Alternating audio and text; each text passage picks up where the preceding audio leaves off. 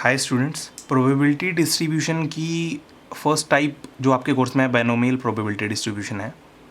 Binomial probability distribution में ज़्यादा theory में मत जाओ, बस इसको इस तरीके से देख लो कि let probability of success is P, कि कोई इवेंट है, मान लो ई, दो ही चांसेस हैं, या तो वो सक्सेस होगा या फेलियर होगा, है ना। हम इस इवेंट को परफॉर्म करेंगे, या तो सक्सेस होगा या फेलियर होगा। तो हमने मान लिया कि probability of success is P, और ऐसे ही मान लिया let probability of failure is Q. ये दो चीज़ें हमने स्टैंडर्ड बस डिनोट किया है, पी को सक्सेस से, क्यू को फेलियर से। तो क्यू ऑटोमेटिकली हो जाएगा 1 माइनस पी, क्योंकि टोटल प्रोबेबिलिटी होती है 1, और 1 में से हमने सक्सेस की माइनस कर दी तो फेलियर की आ गई, मतलब Q is equal to 1 minus P, है ना। ये एक आपका एक फॉर्मूला हो गया रिमेंबर करने वाला, ये तो आपको पता ही है ऑब्वियसली।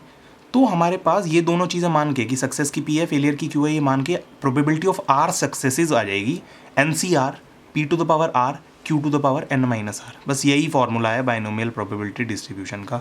ये जो फॉर्मूला है ये बाइनोमियल एक्सपेंशन से मिलता है, इसीलिए इसका नाम बाइनोमियल प्रोबेबिलिटी डिस्ट्रीब्यूशन पड़ गया। प्रोबेबिलिटी ऑफ आर सक्सेस से मतलब है, जैसे आर की जगह आप कुछ भी डाल दो, जैसे आपको निकालना है कि प्रोबेबिलिटी ऑफ जीरो सक्सेस, कि सक्सेस हुई ही नहीं, कभी हमें इवेंट परफॉर्म किया सक्सेस हुई नहीं, है ना। तो वो होगी जहाँ जहाँ आर था, इस तरीके से आप पी ऑफ इसको ज़ीरो की निकाल रहे हैं हम, probability of R success zero की निकाल रहे हैं हम, ठीक है ना, कि आर ज़ीरो है। पी ऑफ ज़ीरो से इसको डिनोट कर दिया, जहाँ जहाँ आर था वहाँ ज़ीरो डाल दिया, तो ये हो गया N C zero P to the power zero Q to the power N minus zero. तो ये आपका आ जाएगा एन सी ज़ीरो तो 1 हो जाएगा, P to the power zero भी 1 हो जाएगा, और Q to the power N ये आ जाएगा आपका, कि कभी सक्सेस नहीं हुई, इसकी प्रोबेबिलिटी क्या होगी, Q to the power N. इसी तरीके से आप दो सक्सेस की भी निकाल सकते हो, कि एन टाइम्स में से 2 बार सक्सेस हुए, उसकी क्या प्रोबेबिलिटी है। तो जहाँ जहाँ आर था वहाँ वहाँ हम डाल देंगे 2 N C 2 P to the power 2 Q to the power N minus 2। इसी को सॉल्व कर लेंगे, हमारा आ जाएगा 2 बार जब सक्सेस होगी एन टाइम्स में से। इसी तरीके से आप और कुछ भी पुट कर दो आर की जगह, आपको पता चल जाएगा। आर में 0 से एन तक कुछ भी पुट किया जा सकता है, क्योंकि मैक्सिमम जो हमने परफॉर्म किया है इवेंट वो है एन टाइम्स और मिनिमम 0, है ना। तो 0 और एन के बीच में कितनी भी सक्सेस हो सकती हैं, हो सकता है हर बार ही सक्सेस आए, हो सकता है सक्सेस कभी भी ना हो सकता है बीच में कोई कभी हो। इस तरीके से आप देख लो।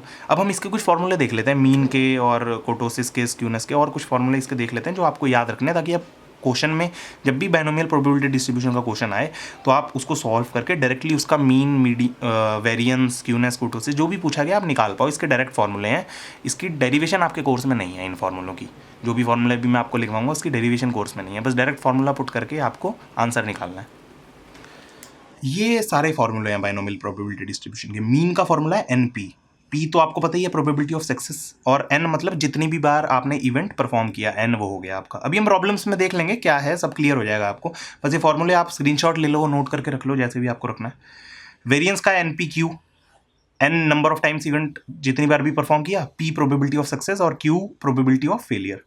इसी तरीके से स्क्यूनेस का भी फॉर्मूला है। अब स्क्यूनेस और कोटोसिस की जिन लोगों को थ्योरी समझ नहीं आई थी उन लोगों को कोई घबराने की बात नहीं, सीधा ये फॉर्मूला लगा के आना है आपको। क्यू की वैल्यू आपको पता होगी, पी की पता होगी, और एन पी क्यू का अंडर रूट नीचे, Q minus P upon under root of N P Q, ये पूरा फॉर्मूला है। जिनको थ्योरी समझ नहीं आई थी कोई समस्या नहीं, जिनको समझ आ गई अच्छी बात है, कंसेप्ट आपने समझ लिया। तो इसी तरीके से कोटोसिस का भी ये फॉर्मूला है, 3 + 1 - 6 P Q upon N P Q, ये भी आप नोट कर लेना। ये सिर्फ बाइनोमियल प्रोबेबिलिटी डिस्ट्रीब्यूशन के फॉर्मूला है। इसी तरीके से हम पॉइजन्स के देख लेंगे आगे, और भी देख लेंगे। और मूवमेंट जनरेटिंग फंक्शंस, ये वाली भी अगर आप लोगों को कम समझ आई थी, थोड़ा मुश्किल था मूवमेंट जनरेटिंग फंक्शन समझना, बस कॉन्सेप्ट के लिए बताया था। बस आपको फॉर्मूला इसका याद रखना है एग्जाम के लिए, कि movement generating function about origin, मैंने बताया था यहाँ 0 है, इसका मतलब है ये अबाउट ओरिजिन है।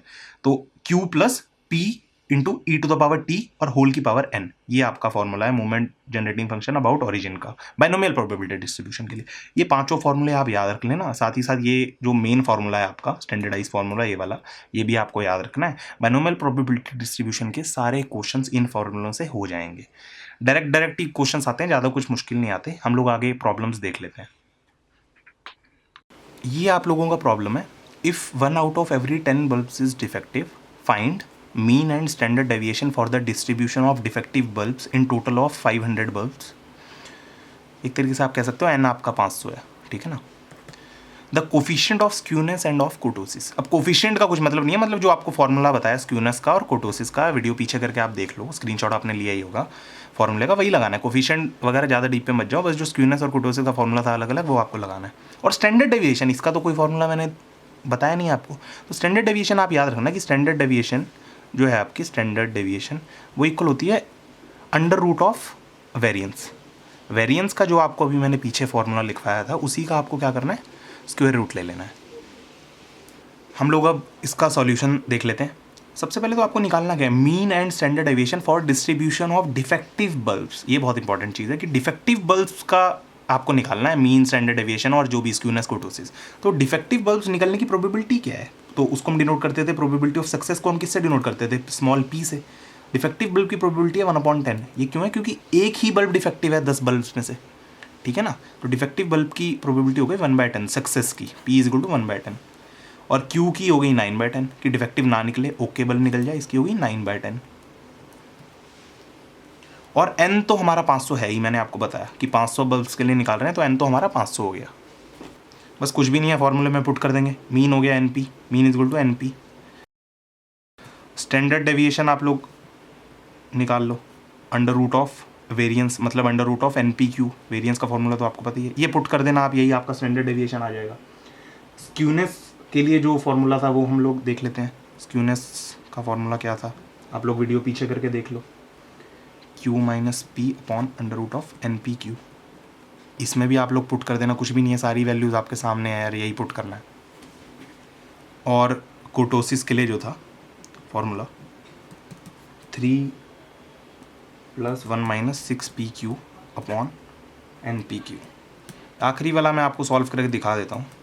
1 - 6 P क्या है आप लोगों का, P है 0.1 और Q है 0.9 और NPQ में N 500 है इंटू 0.1 इंटू 0.9। बस इसी को सिंप्लीफाई आप लोग कर लेना, सब कुछ आपका आ जाएगा। बिल्कुल ईजी ये प्रॉब्लम है, ये प्रॉब्लम आ जाता है कई बार 6 साढ़े 6 नंबर में पूछ लिया जाता है। और अगर एक ही चीज़ इसमें से निकालनी हो तो जो आपका फर्स्ट क्वेश्चन आता है 25 मार्क्स का, उसमें भी ये कभी पूछ लिया जाता है 2.5 नंबर 3 नंबर, ऐसे जो भी है आपकी मार्किंग। ईजी प्रॉब्लम है, कुछ भी नहीं है, फॉर्मूले पुट करने बस।